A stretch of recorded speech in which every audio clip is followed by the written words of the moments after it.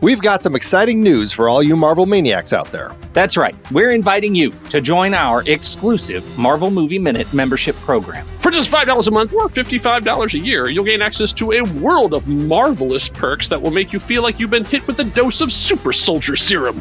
As a member, not only will you get bad puns like that, you'll also get your own private podcast feed delivering early, ad-free episodes straight to your ears faster than Thor's hammer flying back to his hand. And members also get access to periodic bonus episodes exclusively for our most dedicated fans. Consider it your own personal Jarvis for Marvel movie content. Plus, you'll gain entry to our exclusive Discord community, where you can chat with other Marvel fanatics just like you. It's like you're assembling your very own team of Avengers. Most importantly, by becoming a member, you'll be directly contributing to the show you love and helping us keep Marvel Movie Minute running strong. We value your support more than all the vibranium in Wakanda. We can't thank you enough for being part of our journey through the MCU. You're the Pepper Potts to our Tony Stark, always there by our side. You're the arc reactor to our Iron Man suit, the Heimdall to our Thor, the horny jokes to our Deadpool. The gamma radiation to our Bruce Banner. Well, maybe not that one. I'm sorry. So what are you waiting for? Don't be like Hawkeye, always getting left out of the action. Head over to truestory.fm/join and become a member today. Join us, and together we'll explore the Marvel Cinematic Universe like never before. Step up to the streets and become the hero of your own story. Excelsior, true believers. With your support, we'll make this membership program a smash hit.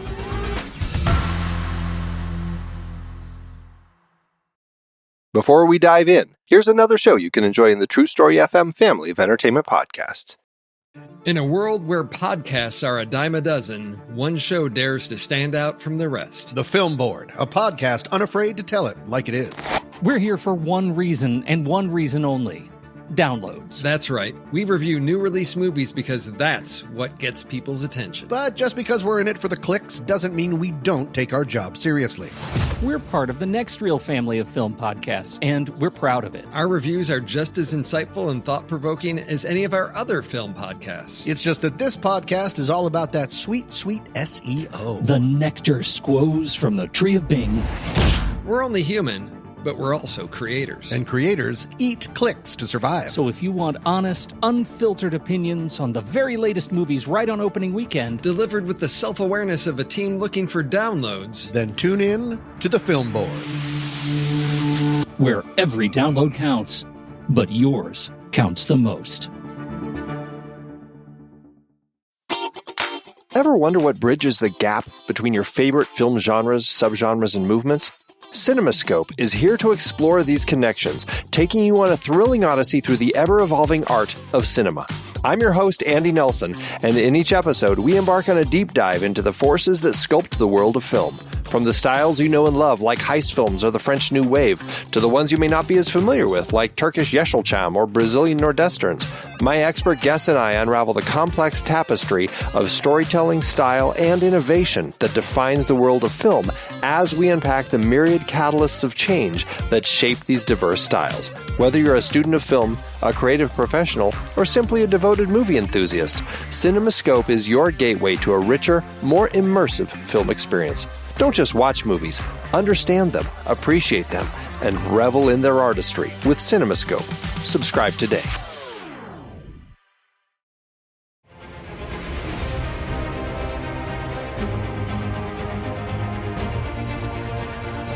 Welcome back to the Marvel Movie Minute, a weekly podcast in which we disassemble a film from the Marvel Cinematic Universe into 5-minute segments and then examine them in obsessive and occasionally hilarious detail. I'm Kyle Olson from the Storywell podcast. Hey, and I'm Rob Cabasco. And Kyle. Yes, Rob. I'm not going to lie. I got distracted.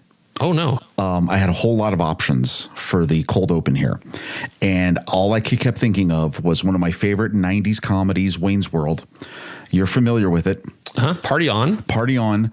One of the stars of that movie went on to portray a man of action, a man who travels, who is talented, who is trying to fight for good and for the right of things. Of course, I'm talking about Fabrizio Disguisi, portrayed by Dana Carvey in the 2002 masterpiece, The Master of Disguise. Yes. And why would I bring that up for this episode? because there is a moment. It is a fleeting moment. Lest I said I was distracted. There is a scene in that movie where Fabrizio is dressed as a turtle, and it is the infamous Turtle Club scene. If you don't know what I'm talking about, you may want to stop what you're doing. You may want to go to YouTube, look up Turtle Club scene. Just watch it. Why would I think that? Our friend Chien here in this movie must be a fan of that movie, because he says something that doesn't, like, where did that come from? We'll get into it. Nobody saw Master of Disguise in today's episode. No, I find it interesting. I was working at the movie theater when that came out, and that film, I had to verify this. So I went on to the internet. That film is 80 minutes long with 10 minutes of credits. Yeah. Well, honestly, with 10 minutes of credits, like, that's those things where you kind of go, okay, like, so many times we hear about these movies that are cut down, all this, what they lose. Like, you couldn't find 90 good minutes of a movie after you shot for however many months, and like, you couldn't find 90 minutes. They're like, no, this has to be 80 minutes long. By the way, okay, just a small segue. In this Turtle Club scene, which you can't even describe, you have to see it. Yeah. If you have ever had a small baby or a child, and you've played I've Got Your Nose with the child, imagine that actually happening in a movie. I don't even, and there's tons of urban legends about that scene. You can go on and do a deep dive in Google if you choose to do it. But turtles, what do turtles have to do with what we're about to talk about today? It's turtles all the way down here as we get into minute 106 of Iron Man 3 from 2013, directed by Shane Black and written by Shane Black and Drew Pearce. We rejoin our hero, Tony Stark, as he's trying to rescue the love of his life, Pepper Potts, who is trapped under a bunch of wreckage. She's inside the former, I guess, headquarters office, whatever, where they were trying to set this thing up. So obviously the video is shot. Like, this was also the place where they had all Video Village set up. So already they're reeling, like, how are we gonna shoot this amazing scene? But of course they've got bigger problems in their hand, like the fact that there's like 35 armored suits flying around, trying to kill everyone. A lot of problems. Yeah. So, but right now Tony's entire focus is on Pepper Potts. So Pepper's now trapped under the wreckage. He tried to lift it, but then it was causing some sort of a thing that was causing more problems than it was solving. So he let it down. And so then Tony is looking into the love of his life, the woman he's here to rescue, who's maybe dying of the incredibly serious moment. Dressed in his gorgeous silver centurion armor, and he says, "See what happens when you hang out with my ex-girlfriends." So that's a great line, by the way. That's is a great it? line. Yeah, so he's saying to her that she made the mistake of hanging out with Maya. Yes. Correct. Wow. And it's funny. That's funny. She has the perfect response, though. Yeah. So, and said ex-girlfriend was just literally murdered in front of him. But hey, Oh, wait, time out. I forgot about that. Right? Yeah, like, hey, you remember that girl that I sent you off with to protect? Yeah, she got murdered. I think what we're seeing here, by the way, I do find this funny, but the theme of this movie is very snappy banter without any consequence. Yes, that's very true. There is no consequence here to anything. You reminded me of that just now. So Pepper's response then is, "You're such a jerk." As she's like burning up from the inside, half dressed, pinned under wreckage. However, those of you with significant others, you know what this feels like. You've said this. Oh yeah. All the other side of like, I thought of something funny. I took a shot. So I wanted to also mention that as we're talking about, this is an iconic look for her. In the commentary, they were very quick to point out that this was Gwyneth Paltrow's idea. Oh, that's good to know. Yeah, she actually is the one who said, "What if I was just in like a sports bra and like workout pants kind of thing?" Like that was the thing. And also, she, as a yoga practitioner, she's like, "Hey, why not show off all the hard work I've been doing?" Was Gooper around when this was going on? Because that would have been on Goop, I'm sure, available for sale. Oh, the specific ensemble? Of course. It was. Of course. She was already. So maybe this is. Maybe it turns out that maybe it is. Was it one of the lines from available? We will have more to talk about this outfit later on when he references it directly to her. But yes, good. It's good to know. Good to know that this was all her doing. Yeah. So then Tony says, yeah, we'll talk about it over dinner. And so then he is again trying to get in to sort of get her out. So he's then putting his metal on metal here as he's trying to get his metal clad arm through all of the wreckage of the metal. And she's crying and he's trying to get her, and they can't quite get their hands to touch. And he says, come on, a little more, baby. And he's trying to get, and then as he's doing this, then a flaming hand shoots up through the floor and burns Tony's suit. And yes, Aldrich Killian has also survived the explosion and has made his presence known. So like I say, as much as it is like that, as that line of Tony's, Killian comes in, pops up out of the ground, looking, smoking, literally. And he says, is this guy bothering you? Oh, my God. I was like, okay, look, that's pretty good. By the way, the way he it's like a Jack in the Box. Yeah. It's literally like if you were in a cemetery, a zombie, boom, pokes his hand up through the ground, grabs you.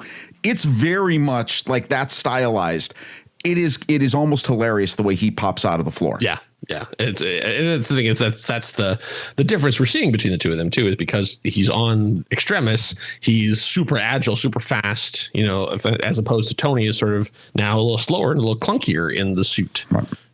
As he comes in, then he knocks Tony down and so we see the Starkium. We see the triangle again. We see the triangle symbol on his chest that was such a big deal at the end of Iron Man 2, which also made me think of the fact that Iron Man walks around with a giant glowing target on his chest of like the most vulnerable part, like of all the entire suit, right over his heart.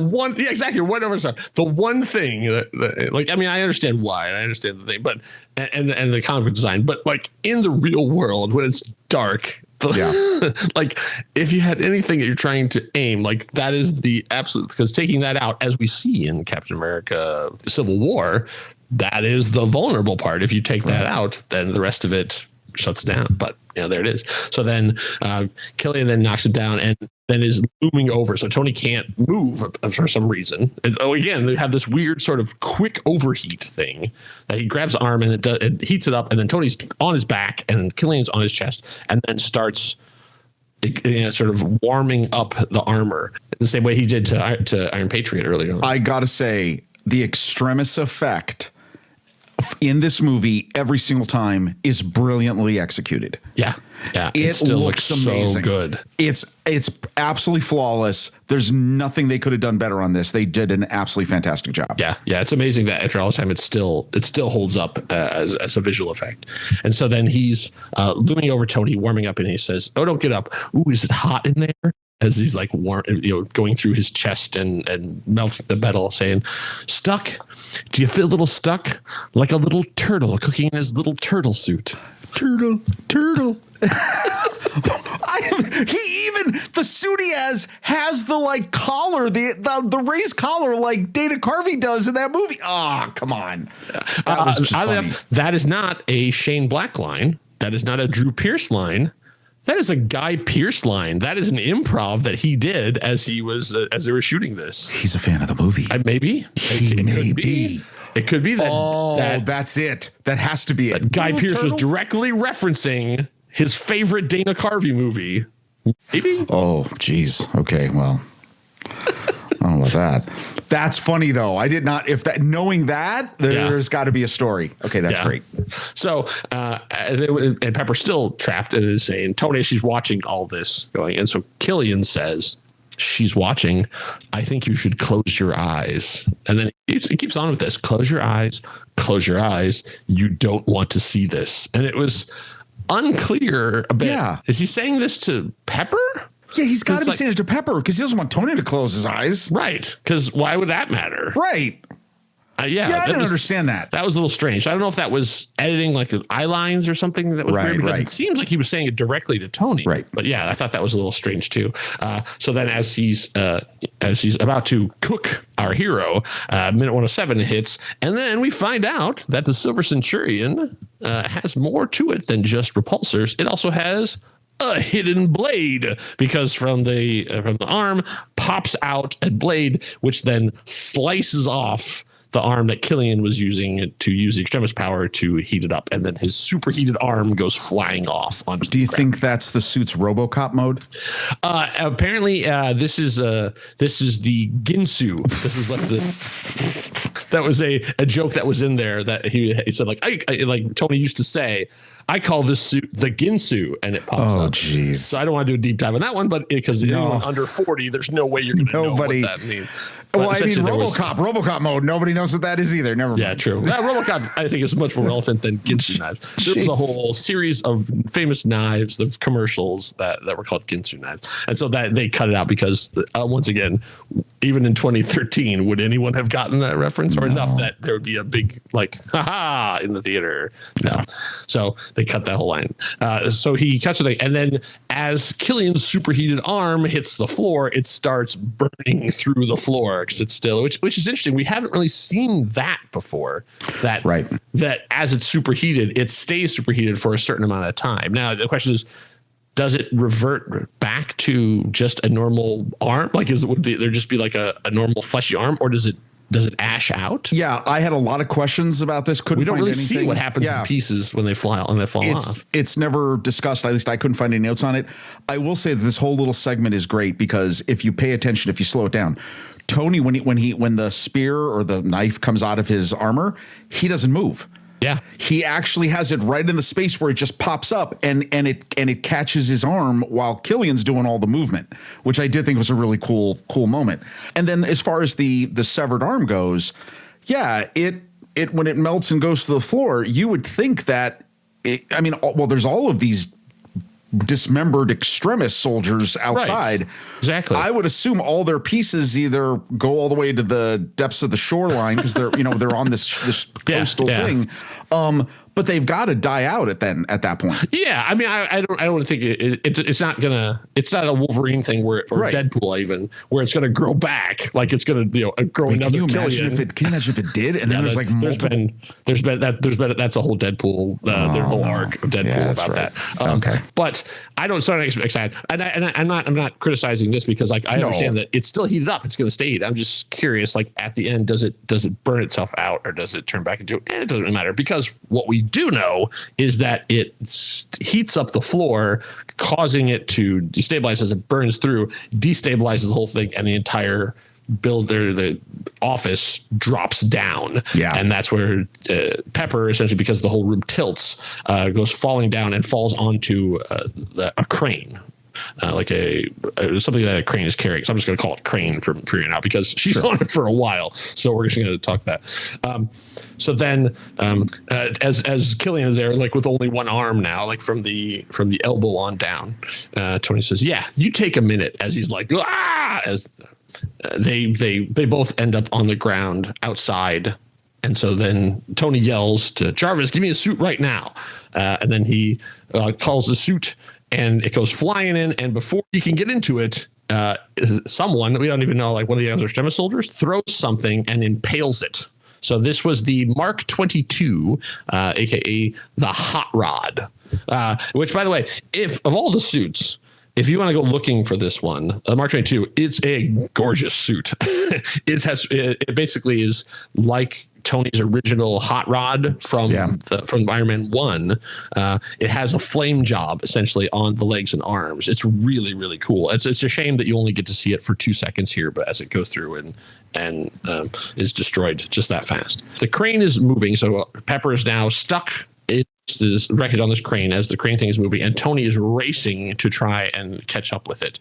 He leaps off. So he then leaps from one metal platform to another, and so he does it twice, but the first one you see, he runs and sort of lands and it's sort of looking straight on at him, and then he runs sort of towards camera. That is the most expensive shot in the movie. What? Yes, because if you watch, and this is the actual footage they put in the movie, just like Harrison Ford, just like Tom Cruise, when he lands, he broke his ankle, and they used that footage in the movie. You can literally see his ankle break as he lands badly on that platform. And so that injury meant the movie had to be shut down for 8 weeks as Robert Downey Jr. had to recover and stuff. And even he wasn't even fully recovered when they got back. So there are scenes later on in this sequence where you will only see him from either waist up or chest up because he has a giant boot on. And there's sometimes he even is being rolled on a chair and moving his body as if he's running, but he's just sitting down because he couldn't run. And so they put in all the stuff behind him. So it looks like he's actually moving, but it's literally a grip underneath him, pushing him on a rolling chair. So hold on. Movie magic always is amazing to me, right? Yeah. Those are some pretty substantial leaps. Yeah. Nobody said that stunt man. Honestly, it wasn't that big of a shot. Like it wasn't. So the magic makes it look like it is. It's obviously not. You're right, because that was all done on a soundstage, and it really was. I think it was like maybe like a 3-foot jump, like from a platform above to below. 3 foot for me is the equivalent of a 60-foot jump. Yeah, honestly, yeah. And I would say for most of us listening, right? Like, right. It wasn't. They didn't think it wasn't like a big wire work thing. It was literally just jump onto this platform and run. And so and it was just one of those freak things, just like those other two. Tom Cruise jumping between the buildings in Mission Impossible, where he broke his ankle. Yeah. Harrison Ford attacked by a door. The Falcon. I mean, the Falcon said, "Yeah, exactly. Way to leave me sitting in Jakku, you muffin head." Like that's never mind. Yes, there's a long history of these actors. So yeah, it was just one of those freak things. It was just one of those things that happened, and yeah, it shut down the whole thing. So it caused massive delays on all of it. Then he gets up and then starts running, and then he's still continuing on to try and catch up to Pepper. Then we cut back to Rhodey. So Rhodey is on his own sort of mission. He is trying to work his way down to get to rescue the president. So he's yelling down, and the president is in the Iron Patriot armor, strung up over the giant oil drums Christmas tree thing. He says, "Mr. President, just hold on, all right? I'm coming. Just hold on. And so then he does a rope slide. Now, this is another one of those movie magic thing where all of a sudden he has a thing in his hand that he uses to slide down. Yeah. Is that his belt? Where did that come from? Like all of a sudden he has this thing that he uses to slide down this cable to get down lower, closer to the president. I assume that because things were going so fast, they're like, we don't need to do the insert shot of him removing his belt and flipping it over, because he goes from just standing there and then he's on the thing and sliding. And you can't even tell exactly what it is. He just has. It's cut. Yeah, it's cut right out of. There's like one shot you can tell it looks like his belt, but I mean, yeah. Yeah. I mean, things are moving fast, so I get it. So there'll be more of that. He glides down and ends up on a shipping container that is being held up by metal cables along the way. So it also is moving. So moving platform. And then he lands on it, and then 2 extremist soldiers land on the thing behind it. So the first one he faces off with is Fernando Chien. He has 70 stunt credits on IMDb, including Star Trek Enterprise and Iron Fist. Also, he was on The Cape. Do you remember The Cape? No. The Cape was they tried to do a superhero show on NBC where his power was he was good at using a cape. Oh my God. It lasted 1 season. It only sort of survives in pop culture because it was such a ridiculous concept. It was such a flop that Dan Harmon thought it was one of the funniest things and made it a running gag in Community that Abed was a huge fan of The Cape. And so if you watch any episodes of The Community, he talks about how much he loves The Cape and wants to be on The Cape. And it was canceled, God of pop culture for so long, and lives on just because that show lives on. But yeah, it was one of those like a bad idea that somehow made it to air. So, I don't know. I never, even my nerdy, I never watched any episodes of The Cape. So maybe it was a lost gem. I don't know. And kudos to the people who actually got on and got a television show made. But, sometimes you get Star Trek Enterprise, sometimes you get The Cape. He was also in Star Trek Into Darkness, but this is not the last time he's going to face off against a Marvel hero. He was also sent as an assassin in a future Marvel film. Who do you think he was sent to kill, Rob? Well, in an MCU film. Yes. I can tell you that it was also on a moving platform. And as well as this is a night shoot, it was during the day. And did that give you any clues? No idea. He was one of the people sent by the 10 Rings to eliminate Shang-Chi. Oh. So he was one of the guys on the bus.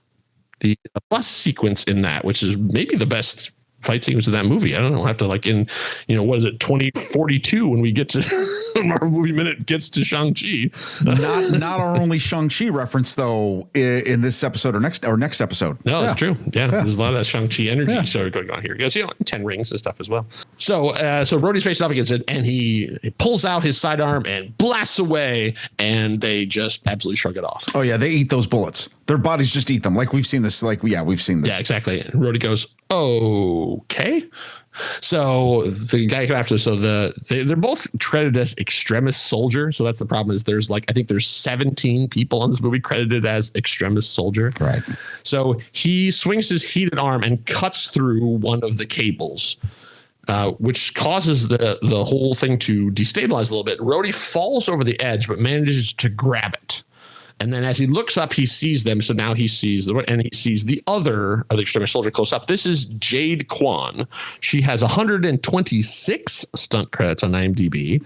She got her big break in Not Another Teen Movie. Do you remember what Marvel hero started one of his early acting jobs in that? From the Fantastic Four. The Human Torch. Yes. No. Yes. No, am I wrong? Yes, you are correct. Chris Evans, of course, hugely famous for being Johnny Storm in the Fantastic Four, and some other little stuff and some other things. He wore blue in later movies too. So she is a prolific stunt woman and has hit almost all the major franchises of the last couple of years. She's been in Star Trek, Transformers, Hunger Games, Ghostbusters, Terminator, and then more recently, nerd lore, Agatha All Along, Spider-Man Far From Home, and Star Wars Skeleton Crew. Whoa! I know, that's awesome. She's getting all of the high profile nerd stuff. So wait. Now I want to know, what is she in Not Another Teen movie? That was her first stunt work. So she was a stunt woman. Okay, there's some really weird scenes that would involve some really weird scenes work. There. Yeah. I'll let you all decide on how you tread carefully. That's all. Yeah, exactly. Yeah, that's a great movie, but it definitely earns its R. Oh yeah, let's not. Okay, that's an amazing career though. Yeah, and still out there, still going strong. She's got future stuff coming out too. Good for her. That's awesome. And for a woman who on her stunt profile is 4'11", man. Short girls represent. Let's go. Yeah, that's awesome. That's fantastic. Deliver. So Rhodey's hanging from the side of it, seeing both of them looking down at him, and I think they're both always trying to figure out how are we going to kill this guy and not die ourselves. Rhodey says bye-bye, and he shoots the other bracket that's holding the thing, and the entire container. This is okay. I'm going to describe everything that happens. This is so freaking cool. And once again shows Rhodey is so much better outside of the armor. He goes in. This is a Fast and the Furious level stunt. This is so cool. Okay. In terms of reality, you are correct. 100%. Let's just say, don't use your brains on this. No, use your hearts and go, wow, this is awesome. The power of momentum. And your grip. Yeah, that's right. So he's hanging onto the edge of this shipping container. He shoots the gun to break the other bracket. The entire platform swings down, dropping them to the ground, and they hit the ground and explode. Or they probably hit something. Yeah, we see a big, fireball, something that happens. So maybe they hit the thing that the president was supposed to land on, essentially. The entire container swings down. Rhodey hangs onto it. Then he, as it hits its arc, he leaps from that onto one of the cables that's holding the president in the Iron Patriot armor off, and then grabs onto it and the suit as the entire container, then the other two breaks, falls down, and that's when the explosion happens. It's pretty cool, and it's not over yet. It's very cool. No, it's very cool. So then Rhodey says to the president, brace yourself, and he triggers the repulsor in the armor. So once again, because this is his armor, so he knows how it works. So from outside, he figures out how to activate the repulsor, which blasts the cable that's holding that right arm, which then causes it to swing all the way down, avoids the explosion coming from above. They hit the platform. He goes into a combat roll, pops up, fires, hits the other cable that's holding the suit, and the president in the Iron Patriot armor lands on his feet. Come on. That's amazing. It is. Okay, first of all, it's amazing. It looks great. The scene actually, like, if you're listening to this and you're like, I don't remember that scene, and you think, how could it look good? No, it actually all looks good. However, he's dead. I mean, at what point? At what point is he dead? At all the points. At all the points. The momentum, the fire, the fireball that happens. It's a small sun, and as he's doing that, there Tarzan roll, right? He's like in the flames. That dude is toast. Here's my biggest issue, though. The two issues I have with this scene. Again, and put aside, it's amazing scene. Yeah. I'm not saying that. How does he activate the repulsor from outside the suit? I don't know. We've never seen that before, but that was my thing. It was like, okay, it's his suit. Yeah, but so can maybe I tell you something? He knows where the thing is. Let me just tell you something. If I had a suit, if I had anything that was designed for me to be inside, one of the rules I would have is you can't activate it from outside the suit. Right. So I don't understand. I don't even understand that. I guess you might have a contingency operations, but still, that doesn't make any sense. Here's the other issue I have. The president now lands and he's standing there in the suit. Yeah. The suit is moving with him. Yeah, I wondered about that too.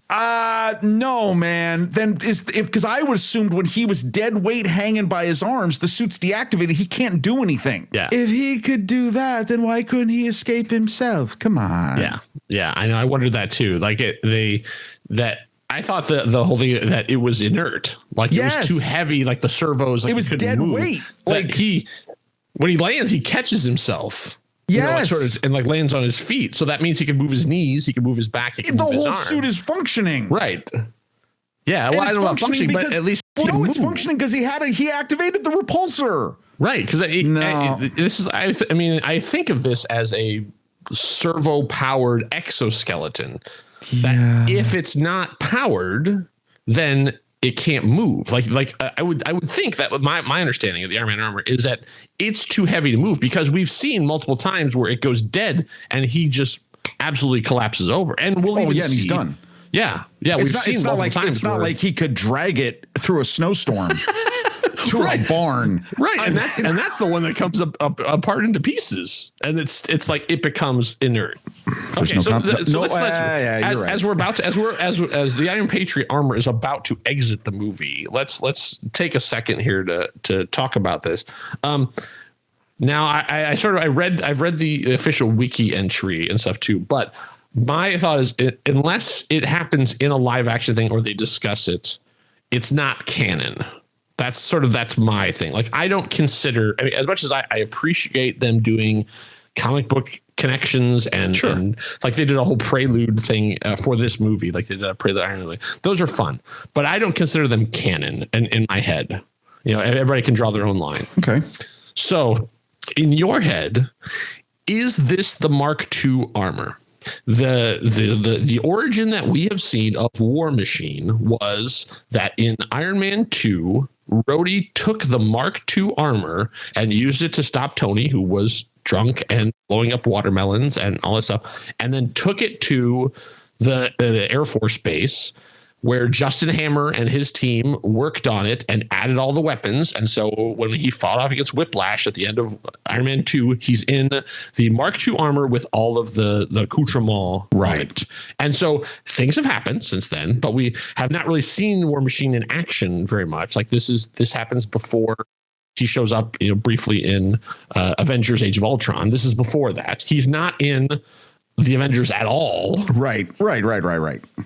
So now we see him, and we've seen in this movie the Iron Patriot armor not only redesigned with new technology, but it also has the caterpillar effect where it opens up and you can step out of it. So I put to you, right. I have the answer from the comic books, but I'm saying I'm putting to you: is this still the same armor, heavily modified, or is this a new suit of armor that Tony created? I would like to phone a friend, and I'm going to call Vision. Because I know Vision has great opinions about this concept. What's the ship? The ship of Theseus. Yeah. See, so that's a good point. Like, did you think that's what it is? Like they have replaced pieces of it? Yeah. Okay. Well, because I don't. Well, no. See, no. Wait, no. Okay. Movie, and you're right. So it's not. In movie. It's not determined. Yeah. You would think because it has the ability to eject him, or it's a totally new suit that Tony helped make for him. Yeah. Because with all the suits Tony's made, of course he's made a new suit. Yeah, all the suits that he's making. Yeah, sure. I mean, and why the Mark II suit was not in the Hall of Armor. No, well, it was there. But it's not. But it's not. But it was according to the wiki entry, that was a replica in the same way that the original Iron Man armor was a replica. Well, of course, because that was obviously blown up and then taken by the 10 Rings guys. Oh yeah. And then eventually parts of it were remade into the Ironmonger armor, which got blown up when wow. I mean, I know you're listening to the Marvel Movie Minute, but boy, that was a couple really nerdy sentences there. Yeah, I'm going to say no. I'm going to say it's not the original Mark II because there's too much has changed. Okay. Yeah, that is what the comics say. So the comics say that he took back after the events of Iron Man 2, he took back that armor and created a new set of armor, and that is the War Machine armor from that point forward. So like before this movie, so that the Iron Patriot armor we see here is the same armor that goes on until and War Machine's still out there. At some point he's a Skrull, but the armor is still out there. Let's not forget. That continues on up through Endgame. Like I would say, this is probably the same armor all the way through to, all the way. Yeah, through. I mean, it does not show up in Secret Invasion. And honestly, I think every franchise takes license with this, like. Because I mean, like you could be I'll just say you could be a Star Trek fan and you look at the original Enterprise and you look at the refit and they're not the same ship. Like, I mean, so okay. Yeah. Oh, wasn't that in Strange New Worlds? So they say that a piece always continues on. They yes, I mean, let's put refit in quotes. Like, yeah. I mean, there might be a piece. Maybe there's a piece of the Mark II in this. Sure. So then, as Rhodey has then now saved the president, he says, "You look damn good, Mr. President, but I'm going to need that suit back." That's nice. Yeah. And the president's got a good view. Like, thanks, man. I've been through a lot today. Like the POV of the president of that must have been wild. Yeah. Like watching the thing swing around and then suddenly Rhodey flying up and landing right next to you and then blasting the thing and then both of you swinging over. I mean, very Tarzan and Jane, like you were saying, like you mentioned Tarzan before, swinging over and dropping him off. And without any worry on the president's behalf of what happened to Air Force One and everyone in it.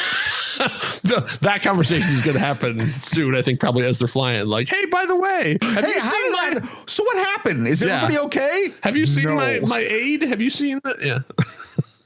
Oh, man. Yeah. Where is Secret Service? Ooh. Well, I let me tell you about the barrel of monkeys. Yes.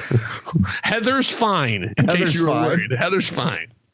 And one chunky monkey. Oh my God. So then Tony is still running. So Tony is running along the tops of these things, trying to catch Pepper as the part of the crane is she's still stuck on and it's moving out there. So he's leaping from platform to platform, trying to get to her. By the way, that last leap he just did? Yeah. We hit minute 109. He does a big jump. It's not a big jump. It's a death jump.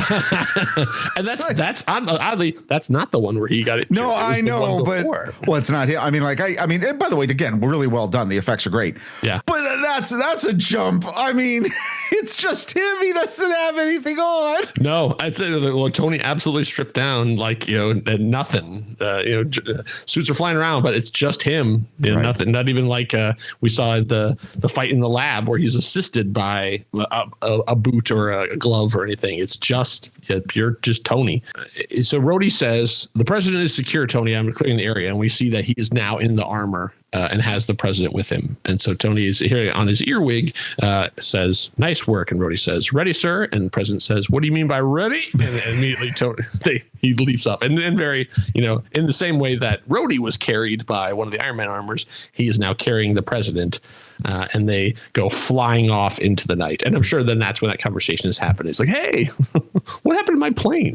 Good continued little moments of humor. I mean, there's a lot here going on, as long with the dialogue and everything. That was a nice scene. Yeah. So Rhodey and the president are now safe. They are out of it, and they are out of the rest of the action sequences. So we're going to see them again, but so they're not exiting the movie. But this is the last time that they're part of the fight on the dock here. So then Tony is now made it through all the way through, and he has got to Pepper. So he's there. So she has reached the end of the crane and is sort of swinging out there. He is reaching out as far as he can, and they're so close, but yet just far enough away. And he says, Pep, I got you. Relax. I got you. Just look at me. And so she's on her back upside down, reaching out to him. And he's trying. They just can't make contact. Their hands will not reach. He says, honey, I can't reach any farther and you can't stay there. All right. You've got to let go. You've got to let go. I'll catch you. I promise. And the thing is, it doesn't, from the way they put this together now, it doesn't seem to me that she throws herself out. It seems to me that the shifting around causes the stuff to move and basically releases her. Is that how you saw this as well? 100%. If you go frame by frame, that's what happens. You see everything let go. It's not her letting go. It's the debris that's holding her in place. Yeah. And her arm you don't see her arm intentionally let go of the side. I think it's her left arm that's holding onto the bracing. Yeah. No, it's just, she became undone. Yeah.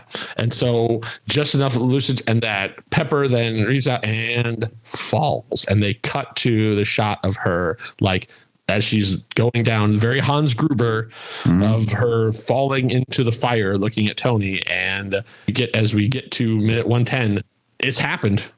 Everything, the worst thing that Tony had, his number one fear, has happened. So in his mind, Pepper is dead. Ooh, we had a nice little silence there, right? Just like the movie. When you saw this in the theater, what did you think? I 100% thought they killed her. Yeah. Because it's the third movie. This is when people die. They're not coming back.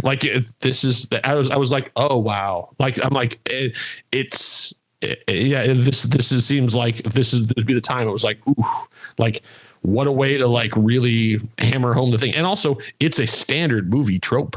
Yes. Of course. You kill the girlfriend, and then the hero is now activated enough to do it. I mean, this is the fridging. This is exactly where we're talking about when we talk about that from Gail Simone. Do you remember seeing this in the theater? Because I distinctly remember this.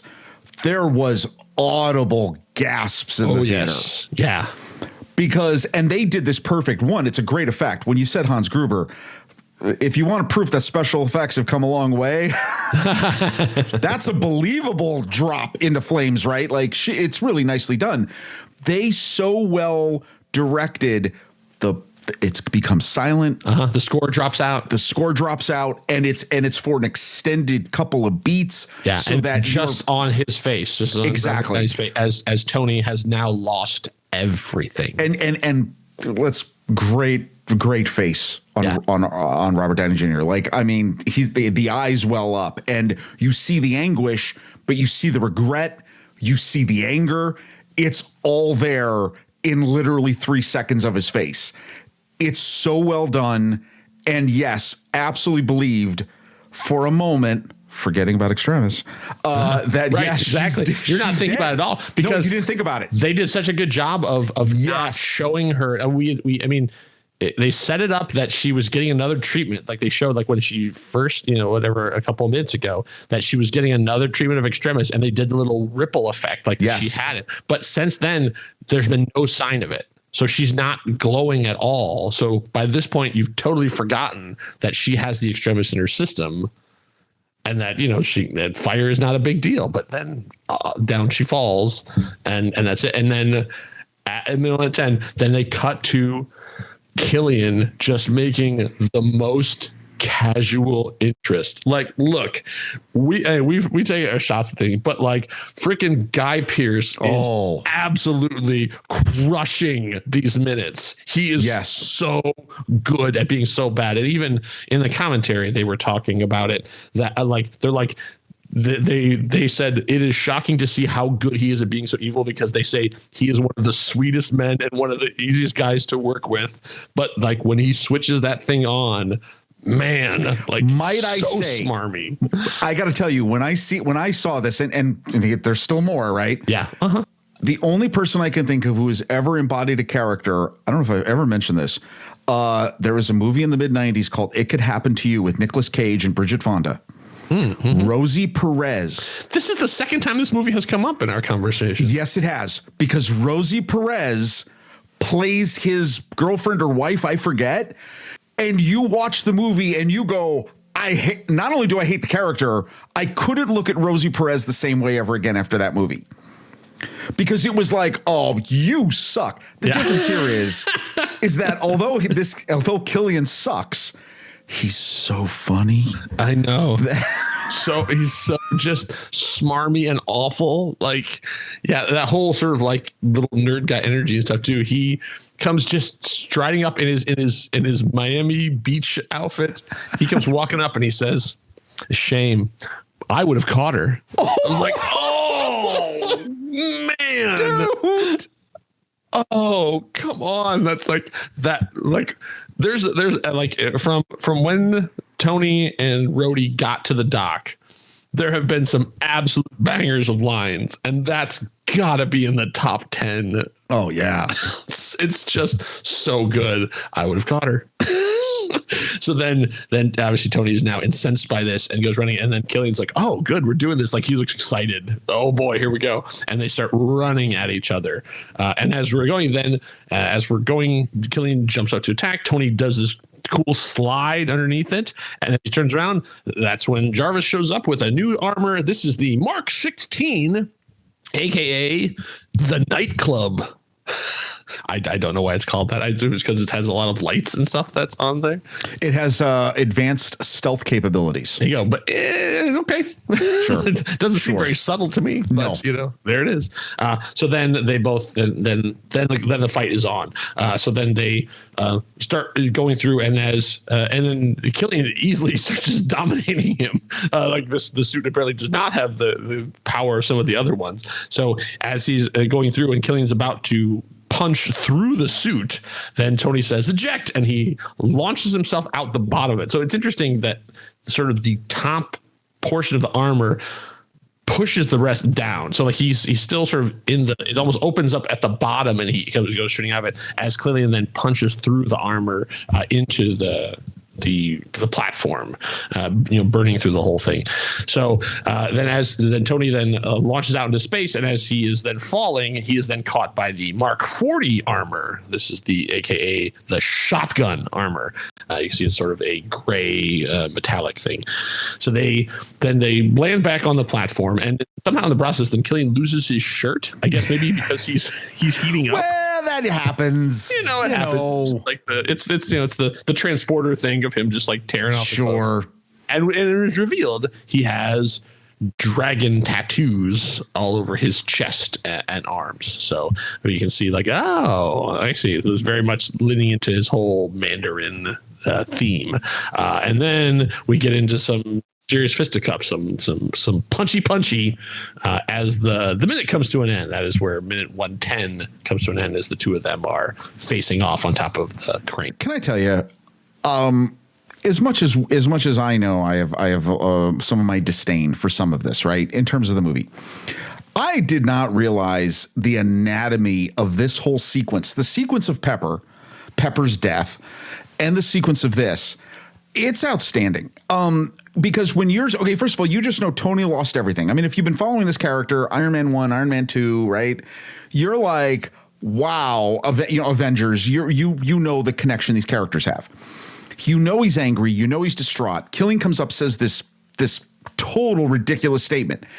And now you're like, well, he's raging, but he has no suit. And as you're watching them go at each other, you're like, well, what's he going to do? And I'll also remember this. When he does the slide move, the crowd is cheering.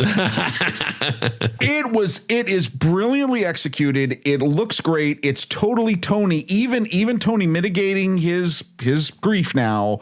He's got to take care of this guy. That's awesome. And the fact that he jumps into that suit, the nightclub suit that has a pop collar, it's all pretty great. Yeah. The whole thing is great. Yeah. This is and even we talk about a lot about geography. The geography of what, from the office crashing down and her getting on the crane, and it's following the crane out. So it's like literally she's going in a line and he's following along trying to do it. And all this stuff is happening along those lines. Oh, this is brilliantly executed. No, it's great. It's not believable. But put all that aside, but it's great. Comic books, baby. I mean, that's what it's all about. So of course. Yeah. We've only got a couple more suits left here. So if you want to sound off on your favorite suits, you should do so over at truestory.fm. We have our own Discord channel where we're talking about Marvel movie stuff. You can sound off there. And while you're there, maybe you consider becoming a member. You could be even $5 a month or $55 for a year, which is like a free month. That's our gift to you. So the duel on top of the dock continues. So be here. Do not miss it. Enough said. Bye.